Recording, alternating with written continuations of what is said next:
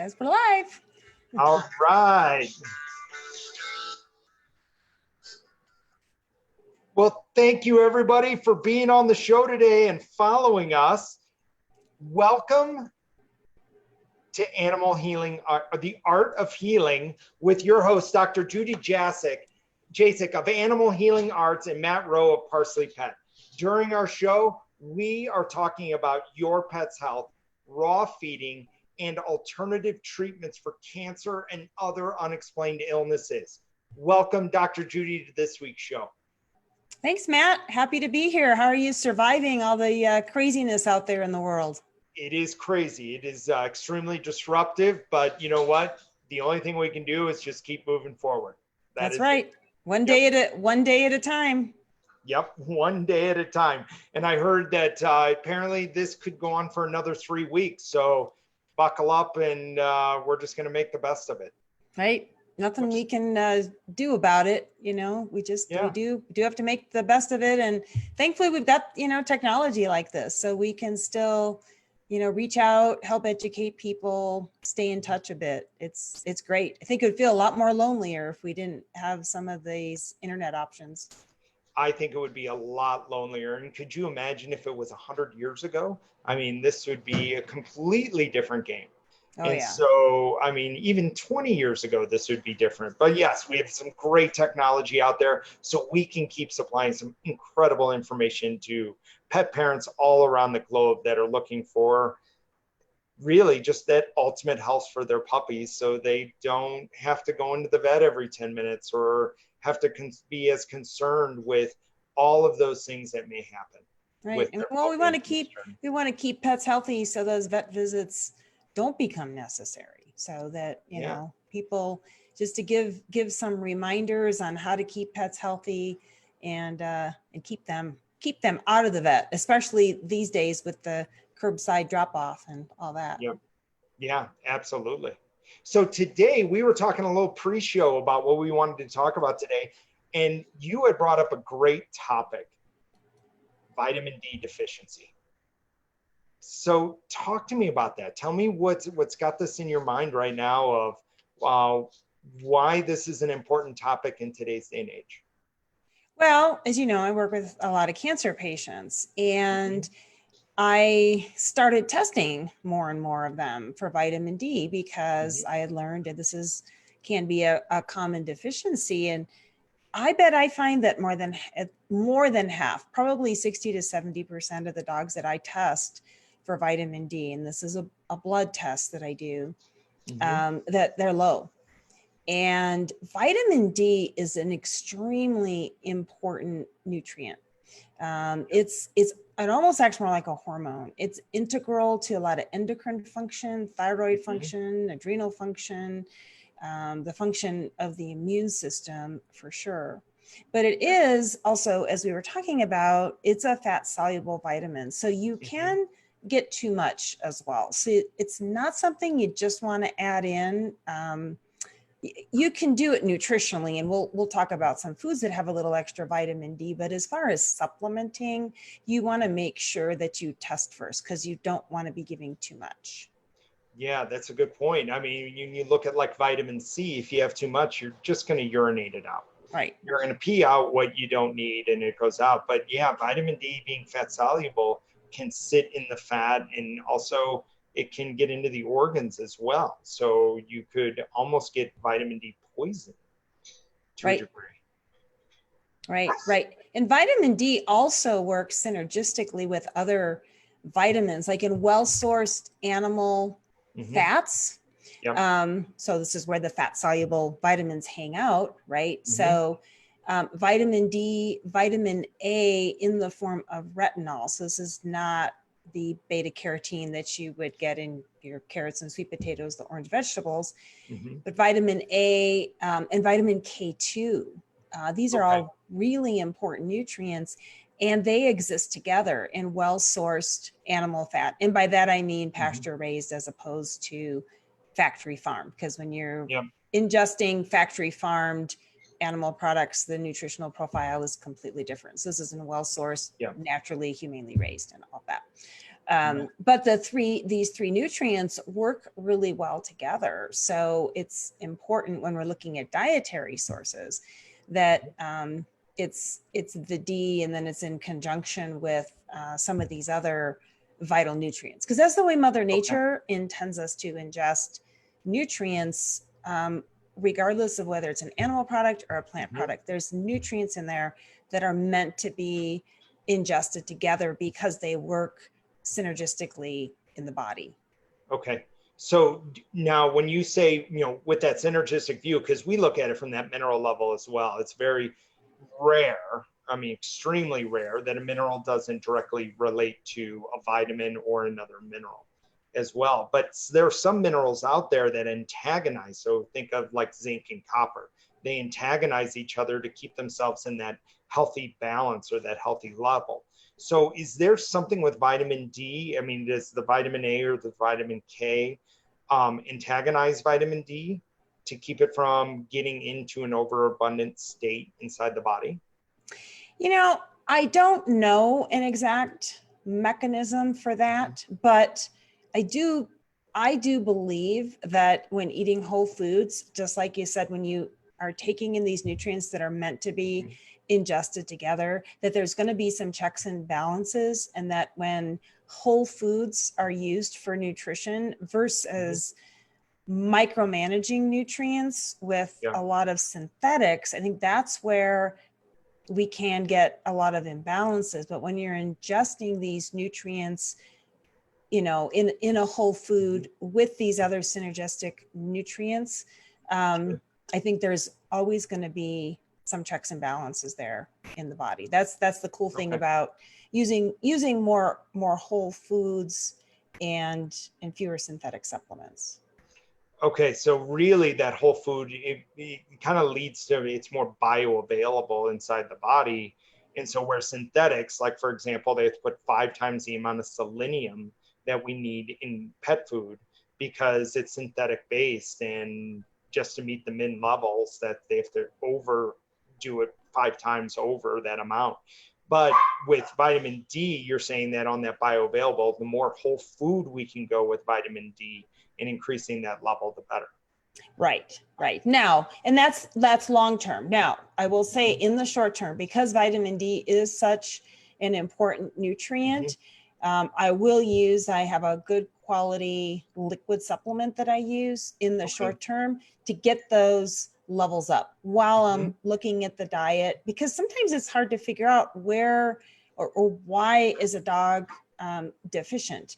Is it because they're not absorbing it appropriately, or the food doesn't have the levels that we think it should? There's a lot of variables there, and if we know there's a deficiency, rather than letting the animal go without, I will supplement, but then we work on the diet, and always we continue to retest until we can get the levels normalized.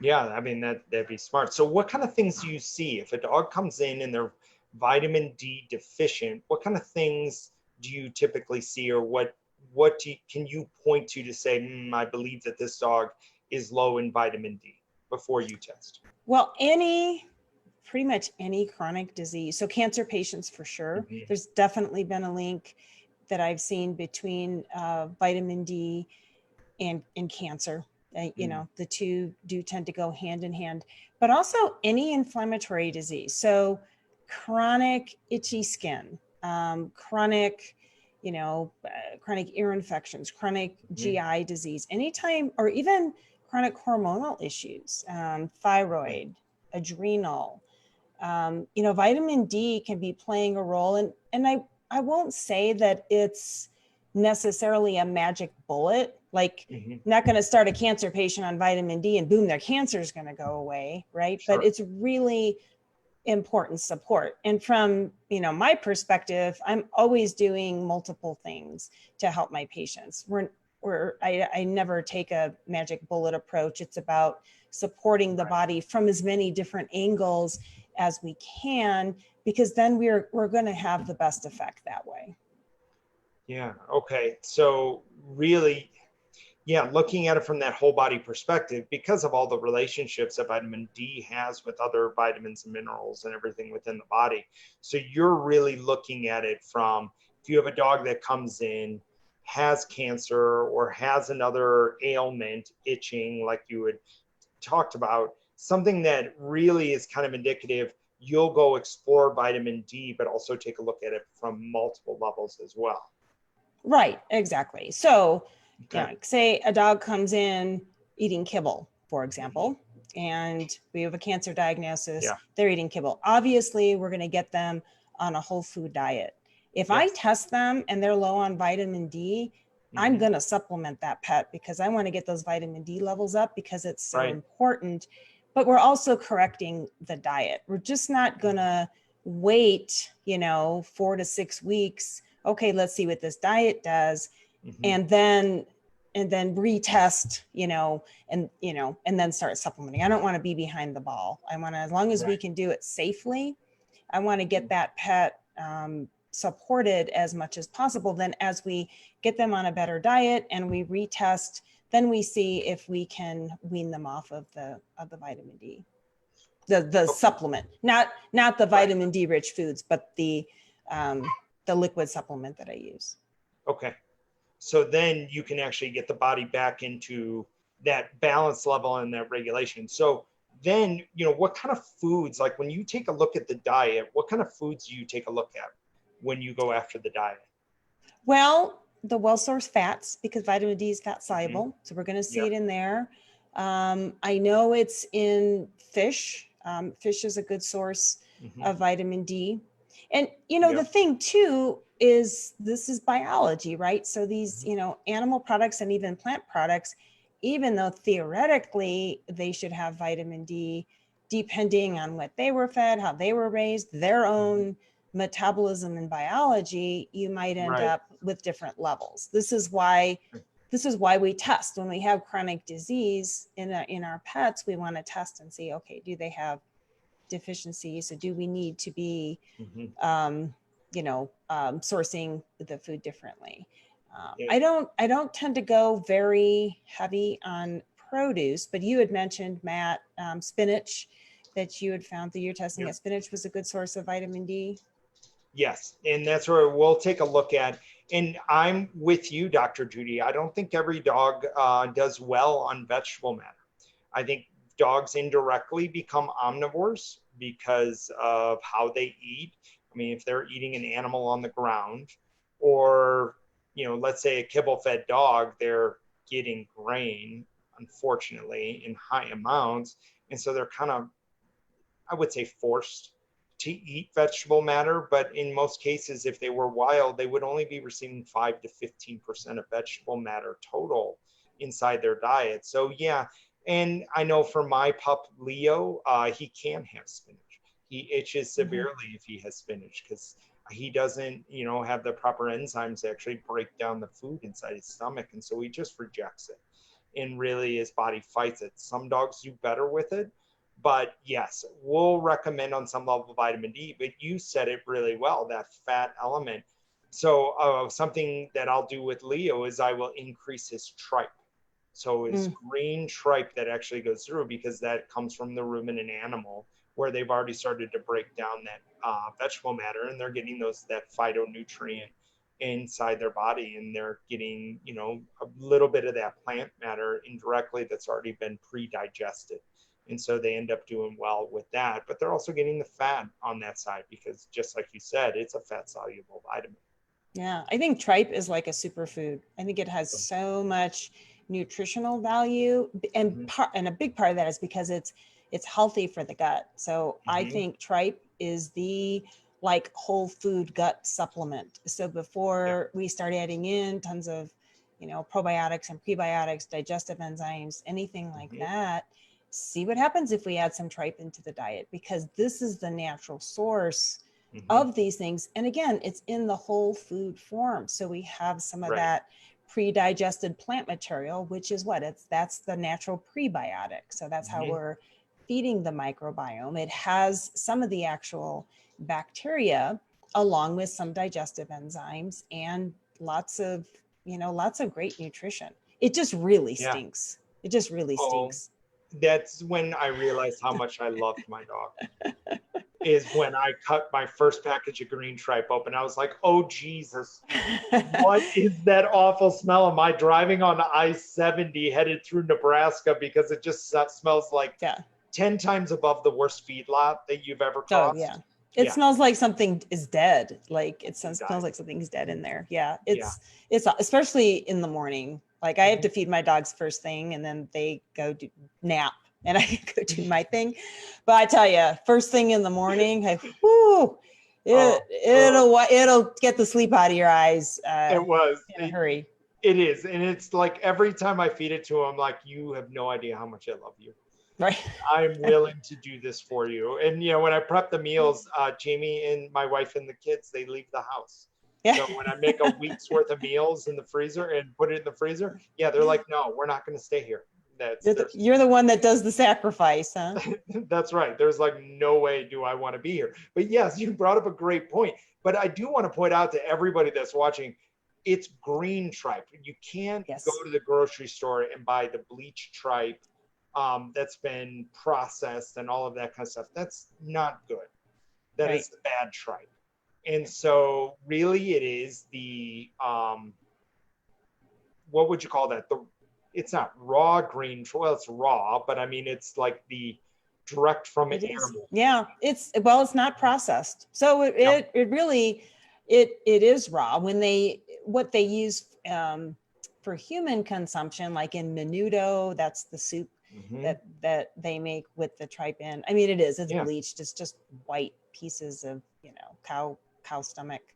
Right. Um, so it when it's green and but that smell though too is indicative of all the like living organisms and all the stuff Yep. that's alive. When you sterilize something and take away all the color, all the odor, there's no there well I would say practically no nutritional benefit to that. You've stripped it all away. You've killed all these good microbes. And I think as humans we get a little bit, we're a little bit prissy. We're kind of used to things not smelling weird or tasting Right. too strong, or we've gotten Mm-hmm. pretty conditioned to how we like things to taste. But Yeah. in nature, not always that way. And do dogs love this stinky tripe? Heck yeah. They Oh just they man. can't get enough of it. They smell it because it's so I know my dogs, like, when I open a blend that has some tripe in it and they smell it, they're like, oh my God, like hurry up.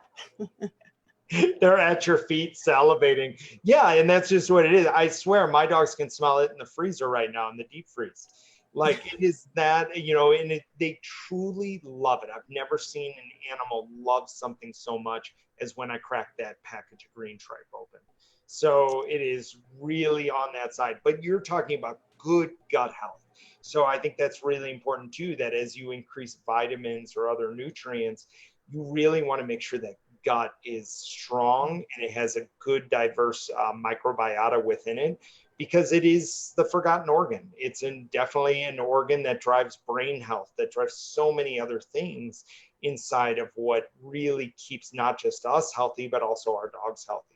And I think at some points we forget about the gut health of our animals, because if they're kibble fed, they're eating a processed diet, and their body is fighting the process of the entire creation of that food. They're eating actually glyphosate, which is an herbicide. So they're eating all these things indirectly that potentially could be killing their gut and their good proper gut health for supplying good vitamins and nutrients. Yeah, and those bacteria are really important in the digestive process. It's actually the bacteria that help break down some of these nutrients and make them bioavailable. So when we look at, okay, we see an animal, back to the vitamin D, we see an animal, they're on a pretty good diet. So why the heck are they low in vitamin D? Well, it's, could be an absorption issue. And is their microbiome not quite up to snuff so that they can't break down these whole foods and create these nutrients, transform them into a absorbable and bioavailable form. So yeah, but we have to have a healthy gut. And I think that's where a lot of deficiencies do, come from, is the gut just isn't healthy. I mean, you have to, of course, start with a healthy food, but then if we're still seeing deficiencies, then are they able to break down and digest and absorb the nutrients appropriately? And that comes down to the microbiome. Yeah, I think you hit it on the head, is that when we look at that, and that's where, there's certain diets that we could be feeding our dogs that is really just killing the gut microbiome. We're adding all of these herbicides and, antibacterial agents into their food and into their bodies. And so now their body's just struggling to maintain homeostasis. But when we start to feed more of a natural based diet, the way that our dogs were intended to eat, we're actually supporting multiple organs and multiple biological functioning within the animal. And I think one of the key spots of this is gut health, is when you look at all the benefits your gut has and what it can do. Yeah, and I think it's really important to remember too that the best diet is the whole food rotation and not relying on the synthetic. So you'll see some even raw producers out there that, and I think it's a CYA thing, because I don't think it's the healthiest thing for pets. They'll put a bunch of synthetic vitamins and nutrients in the food to make it quote unquote AFCO, which the AFCO designation doesn't really mean that much, and that's a whole other topic. But to get that on their foods, they will put synthetic nutrients in there. And the thing is, you have no idea if those nutrients are being absorbed, if they're bioavailable, if your pet can even utilize them. So using the whole food rotation, where we have all these nutrients that work synergistically, and then you rotate your different proteins and rotate in more organs and other body parts, that's really the best way, to get nutrition. And I always like to remind people too, even these crazy times, don't let your pet's nutrition slide, because you're just gonna, if you think it's too expensive, to feed a raw diet, how are you going to treat cancer or autoimmune disease or some other chronic disease? Investing in good nutrition, stocking up a little bit, making sure you've got enough on hand just in case we have a little supply chain disruption here and there. Make sure you've got enough, stocked up for your pet. Don't compromise their nutrition. So, you may not want to pay for the test, like to test for these nutrients right now, if money's tight. So do everything you can to support your pets so that they stand the best chance of getting the right nutrition. Yeah. Well, thank you for saying that. But yeah, I mean, that's where we feel too, is now's the time. Now's the time to take care of your pet as much as you can, because to say that households have not increased their stress is a farce. It's not accurate on that. We are all experiencing more stress than we've ever experienced in this past year. And, with everything that's happened, we're, concerned of the pandemic. We're concerned about our employment. We're concerned with whether or not we're going to have enough food put on our table. We're concerned about our jobs, our close proximity to our families. I mean, how often are we this close to our family members? Most of us go to a job during the day and we come home at night. I was doing the math with Jamie, my wife. We maybe at one point really only saw each other maybe 3 hours a day. And now we're seeing each other 24 hours a day. Yeah. It's a big shift, isn't it? It's a big shift. Not to mention your kids are home all the time too. Right, absolutely. Having 2 teenagers in the house, and it's been great. But then at some point, we actually need our space. Well, your pet is there. They want you there. They are a herd animal. We're part of their pack. And so when we're in the home, but they feel at some point, they feel all the stress that we have. So more stress, we're increasing inflammation inside their bodies. And if we go at it and start feeding them a kibble-based diet just because of finances and all that kind of stuff, you're actually making it harder for them to thrive and be as healthy as they can be. So yeah, like Dr. Judy said, it's much cheaper to feed raw than multiple vet visits or Mm-hmm. having to go in and have that conversation. But, if you're feeding a dog a prescription-based diet, I've noticed that feeding raw is maybe only 5 or 10% more than an expensive prescription-based diet. And there's more benefit to a raw-based diet than you could achieve through a prescription-based diet. Yeah. And exponentially better in nutrition. Right. Yeah. That would be a great maybe Q&A broadcast going forward. People could bring up their diet questions. We can't do lengthy consults, but people have questions about certain ingredients or certain types of food. They're trying to figure this all out in changing times. Right. That might be a good Q&A for a future broadcast. Done. Let's just bank on next week. We're going to do that. Let's talk about raw feeding. Let's talk about, your questions answered with raw feeding. We'll advertise it out, and we'd love to see your guys' questions about it and your feedback, and what's been working for you and what's not working for you. And what specific challenges are you having now? Because we try to get information out there that we think people to help what we think people are dealing with, but everybody's situation is different. So if you have specific questions about your pet's diet related to the times or health conditions, these won't be lengthy consults or anything, but we can give you some pointers and suggestions, and help keep your pet on track as far as good nutrition. Oh, I would love it. Let's plan on it. So thank you guys very much for watching today. Dr. Judy, let everybody know how they can have a conversation with you and part of your telemedicine that you're doing now. Yeah, so I have a new brand. I was Pet Cancer Therapy, and any of those emails will still forward to my new emails. But my new name is Animal Healing Arts, and that's ahavet.com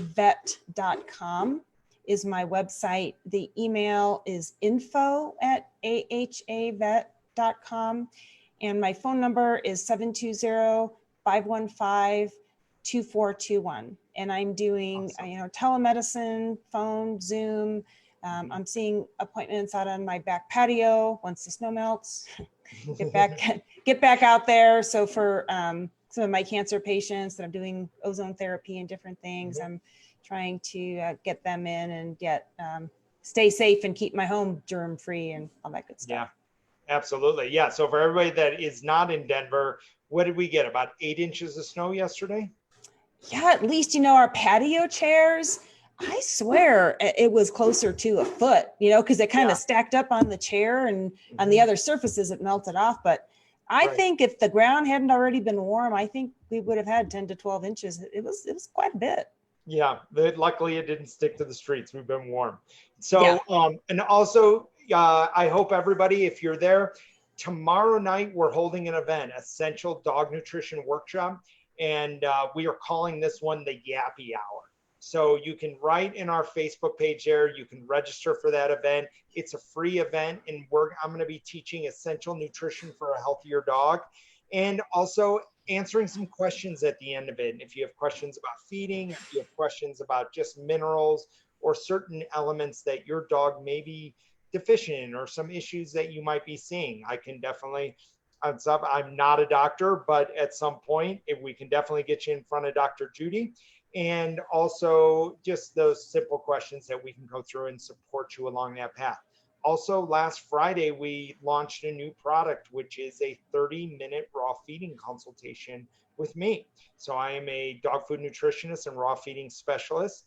And so I've had a lot of conversations with individuals that are now pushing me to offer my services. And so for $25, for 30 minutes, I can support you on your raw feeding journey and answer those questions, those simple questions that are those questions that come up just when you feed raw. How much should I cook it? Where should I get it from? Different things like that. Should I be feeding vegetable matter? And so those types of questions and that type of stuff, is anytime you step into something like this, support is paramount. along your journey, because we want you guys to know how to feed raw and be confident in it and be happy with it. Yeah, absolutely. So, good for you. Yeah, no, it's fun. So thank you guys very much for being on the show today. And thank you, Dr. Judy, for all of your wisdom and just awesome conversation that we have every week. Yeah, thank you, Matt. You're welcome. And we'll see everybody soon. And definitely take care of your puppies during this time. They are such a huge asset to your families. Bye, everybody. All right. See you guys later.